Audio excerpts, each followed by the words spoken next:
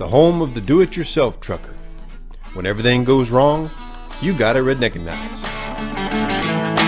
One of the interesting things that I saw last week, it was actually last week that I saw it. I think it's been out for a while now, but it's CNBC, and they're talking about shipping and trucking. And it says, it's got 2 weeks ago, it says why the trucking industry is so fragmented and chaotic. And what it does is it relates, it kind of puts them together because we're in the same business, the shipping containers and then the trucking. And a couple of things that they bring up is hiring drivers. And there's an owner of one of these companies. Let's see, I wrote it down.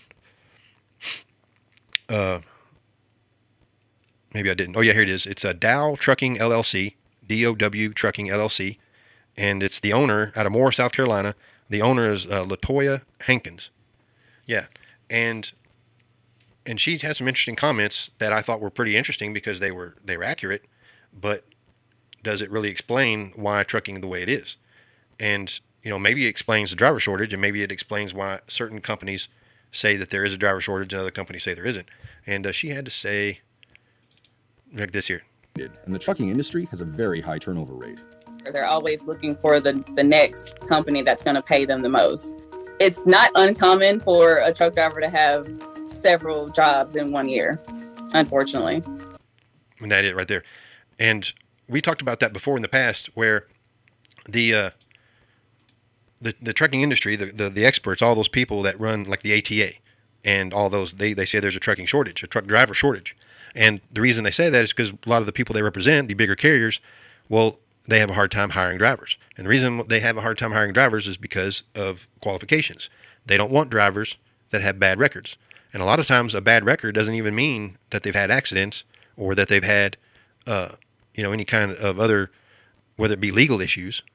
It's basically that they've had more than one job in the last 2 years or the last year, and they don't want to hire anybody that might leave in the next 6 months. They want to hire people that are staying, that are wanting to work and stay there. And when you see a driver that has, 5 different trucking jobs in 3 or 4 years, they don't like it. They're going to stay away from it. And, what this owner here, what she's saying is that, it's hard to find drivers because when they have those types of records, it's hard to get them hired. Whoever is supposed to be the one that's qualifying them to be hired, they're saying no. They're saying, no, we can't hire drivers to do that. So why are they doing that? Well, it's because they're looking for the better money. And a lot of times companies promise, but they don't deliver. You can have,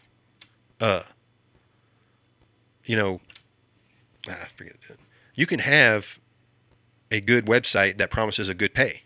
They go, hey, drivers, come work for us. We'll pay you 60 cents a mile. And the next thing you know, you find out that you're only running 2,000 miles a week. Well, 60 cents a mile at 2,000 miles a week is the same that I was running 3,000 miles a week doing, 45 cents a mile. So it's the same. There's no more. I'm not making any more money. So they're already looking for another job because it's like, well, I may be working less, but I'm not making, not making more money. I want to make more money. I want to work hard and make more money. Now, there might be drivers out there that say, you know what, I'm fine.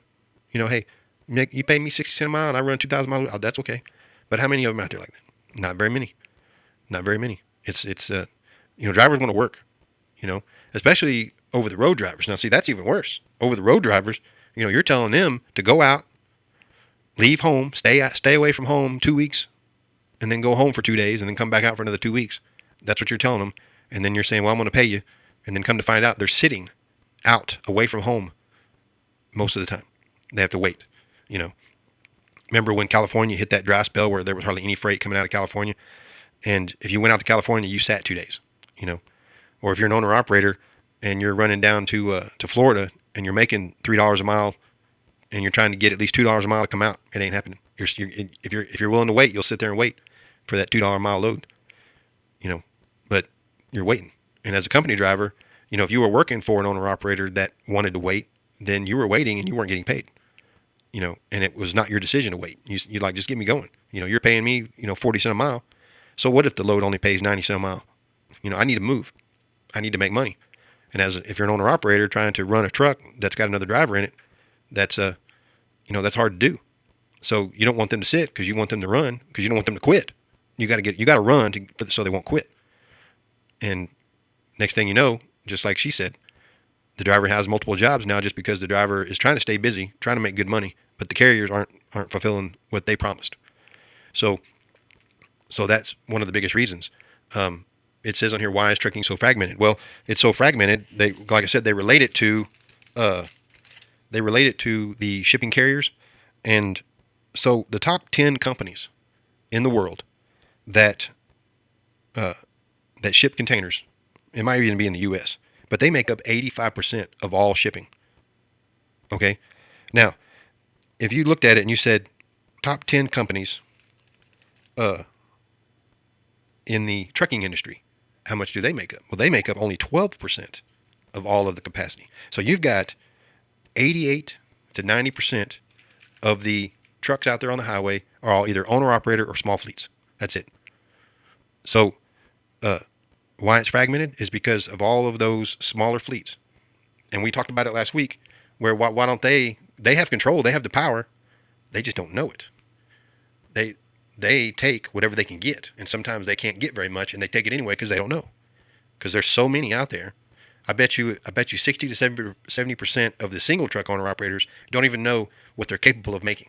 They just assume that, the guy on the other end of the phone says, well, that load's only paying $2 a mile. And they're like, well, I guess that's all it's paying.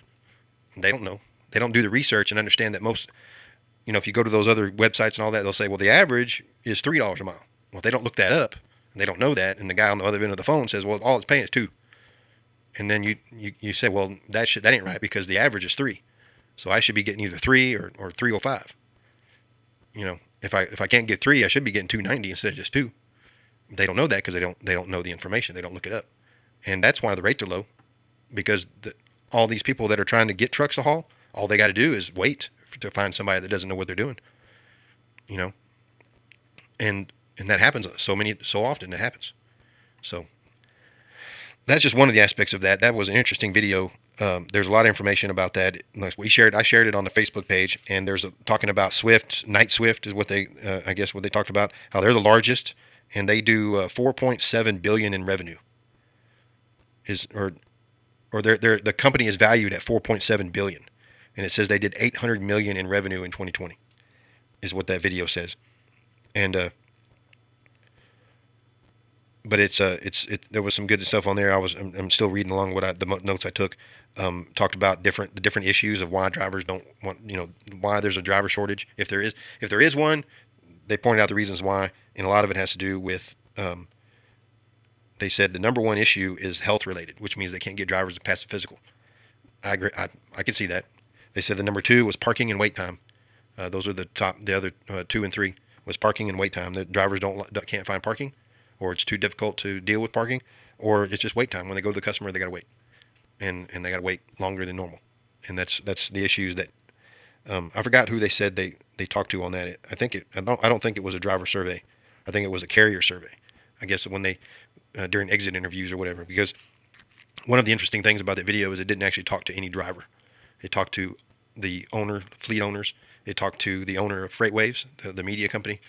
It talked to those are the only 2 people. Other than that, they just spouted off information from the ATA, that kind of thing. So other than that, we're just kind of kicking back. Let's see. Let's just go to the phone real quick and see what's going on. How you doing, sir? Howdy.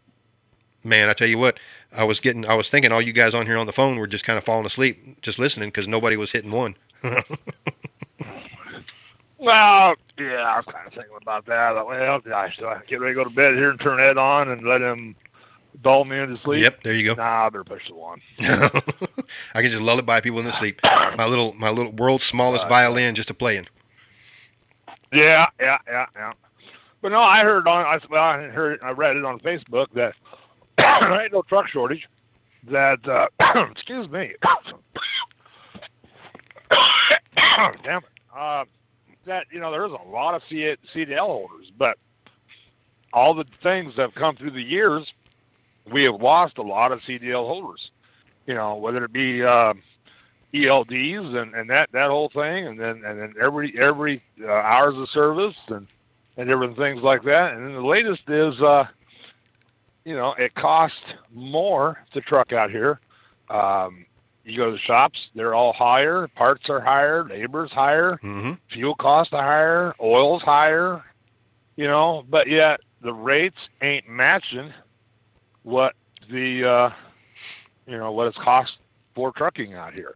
It's not going up. In fact, they're trying to go the other way because they got to pay extra for everything else and the rates are going down. Now, I don't know. In my job, our rates are going up. We're doing all right. And my owner of the company said that she's renegotiating now for 2022. Well, she's negotiating with the needs and what's going on in 2021 here. And if we would ever get our shit together and stuff come back to normal, then whatever contracts that are that locked in now will benefit next year. So I don't know. It's something to think about. Yeah.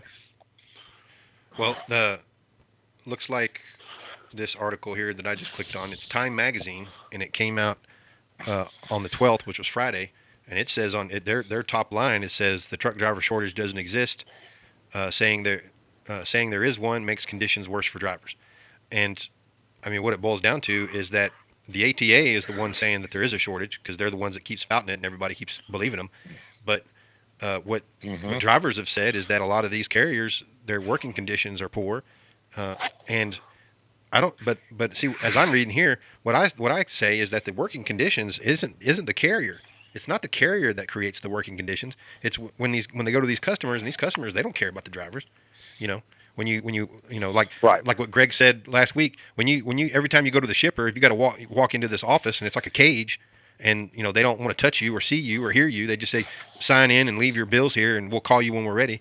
It's like, why does the driver want to hang out and do that? So like I said, listen along, call in 516-387-1733, Redneckanize Radio.